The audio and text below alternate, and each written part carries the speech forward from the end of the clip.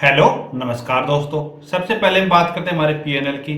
तो आज के दिन मैंने सेम स्ट्रेटेजी की जो कल किया था। कल भी मुझे लॉस हुआ था 5,000 रुपये के आसपास का। आज ही मुझे लगभग 3,000 रुपये के आसपास का लॉस हुआ है।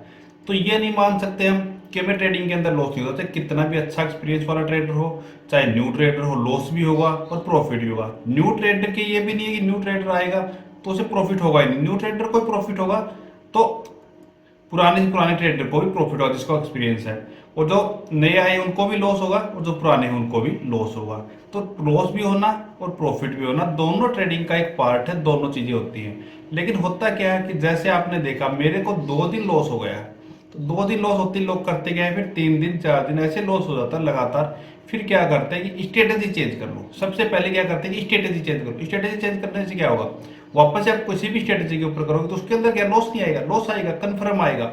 अगर आप ट्रेडिंग करोगे तो लॉस कन्फर्म आएगा। ट्रेडिंग के अंदर ऐसा कोई सेटअप बना नहीं जिसकी 100% एक्यूरेसी हो, तो मतलब लॉस तो आएगा। तो इससे अच्छा ये है ना कि आप जो स्ट्रेटेजी कर रहे हो उसको लगातार करो। लॉस आ रहा तो उसको वापस से चेंज करो, कुछ उसके अंदर चेंजमेंट लग रहा तो करो। या फिर नॉर्मली एक ड्रॉ डाउन है तो आप बस ठीक है ड्रॉ डाउन लो, फिर वापस से अगर अच्छे दिन आएंगे तो अच्छा प्रॉफिट भी आएगा। जैसे मैंने आपको लास्ट मंथ में आपको दिखाया था, अगस्त मंथ के अंदर मेरे पूरे महीने के अंदर ही सिर्फ 3 डे ही लॉस के आए थे। और इस महीने के अंदर आप देख रहे हो कि 2 दिन तो लगातार ही मेरे लॉस के आ गए। तो लॉस तो होता ही है ट्रेडिंग के अंदर, यहाँ पे प्रॉफिट भी होगा लॉस भी होगा। अब चलो हम देखते हैं, मेरी ऑर्डर विंडो भी आपको दिखा देता हूँ मैं। उसके बाद हम आगे का डिस्कशन करेंगे कल के दिन हम कैसे काम कर सकते हैं। तो आज के दिन आप देखोगे तो मैंने 3:25 तक ट्रेड को रखा है, लेकिन फिर भी मुझे प्रॉफिट नहीं हुआ। कंप्लीट डाल मेरी ट्रेड रही है। आपको यहाँ पे मैं नीचे से ट्रेडिंग को दिखाऊंगा कि कितने बजे मैंने ट्रेड को स्टार्ट किया था। तो यहाँ पे आप देखोगे तो मैं 9:49 से ट्रेडिंग को स्टार्ट किया था और लास्ट तक ट्रेड किया, मुझे लॉस हुआ। तो ये नहीं कि लॉस होगा नहीं, चलो हो गया कोई बात नहीं, कल देखेंगे। कल होगा रिकवर, कल नहीं होगा तो चलो ड्रॉ डाउन है, जितना भी ड्रॉ डाउन आएगा। एक स्ट्रेटेजी का ड्रॉ डाउन नॉर्मली मैं ये मानता हूँ कि 10% तक अगर ऑप्शन सेलर को ड्रॉ डाउन आता है तो कोई दिक्कत नहीं, वो रिकवर करने वाला होता है। अगर इससे बड़ा किसी स्ट्रेटेजी के ऊपर ड्रॉ डाउन आ रहा है ना तो फिर वो ज्यादा है। तो यहाँ तक आ रहा है तो कोई दिक्कत नहीं। 2 दिन में तो मेरा सिर्फ 1% ही ड्रॉ डाउन हुआ है कैपिटल का।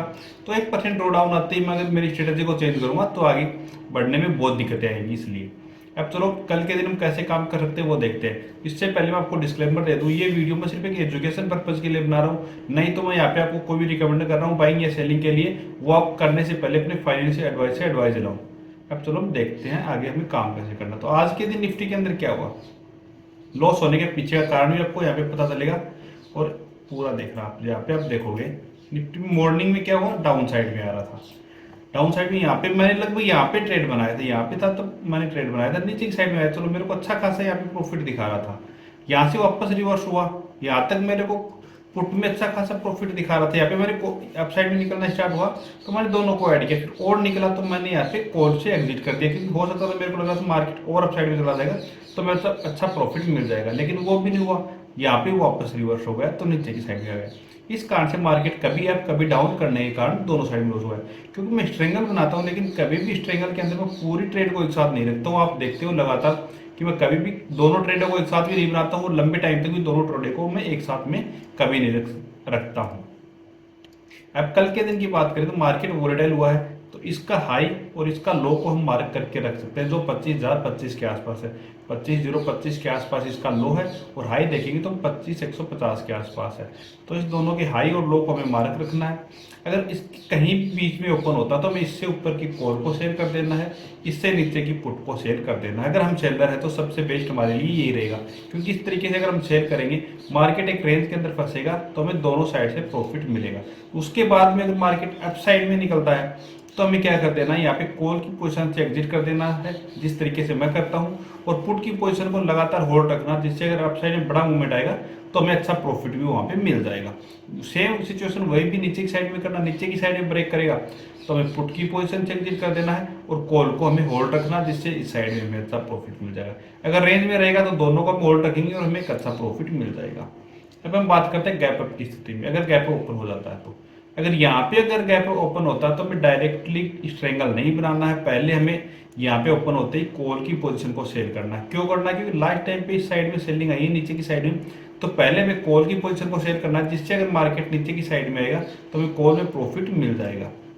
अगर यहाँ से रिवर्स होता है तो फिर हमें पुट को ऐड करना नहीं, हमें बिल्कुल भी पुट को ऐड यहाँ पे नहीं करना है। अगर हम बायर हैं तो यहाँ पे पुट की पोजीशन को बाई भी करके चल सकते हैं, क्योंकि यहाँ पे अगर गैप ओपन होगा मार्केट लगभग हमारा मार्केट लगभग 100 पॉइंट के आसपास बड़ा गैप ओपन होगा तो हमें नीचे की साइड में देखने को मिल सकता है, तो यहाँ पे हम पुट की पोजीशन को बाई कर सकते हैं। अगर फ्लैट ओपन होने के बाद में नीचे की साइड में भी डायरेक्टली निकलना स्टार्ट होता है और हम अगर ऑप्शन बाय ना है फिर डायरेक्शनल ट्रेड करना है, तो यहाँ पे भी हम नीचे की साइड में निकलते ही पुट की पोजीशन को बाई कर सकते हैं। या फिर एक 25,000 का राउंड लेवल है और दोनों साइड का हम ओआई भी देखेंगे तो 25,000 के आसपास सबसे ज़्यादा है, तो यहाँ पे अगर हमें ट्रेड भी बनाना हो तो हम स्ट्रेडर या स्ट्रैंगल भी बना सकते हैं, क्योंकि राउंड लेवल के ऊपर मार्केट वोलेटाइल होने के ज़्यादा चांसेस है। तो अगर यहाँ पे वोलेटाइल होगा तो हमें अच्छा प्रॉफिट यहाँ पे भी मिल सकता है। इस तरीके से हम यहाँ पे ट्रेड कर सकते हैं।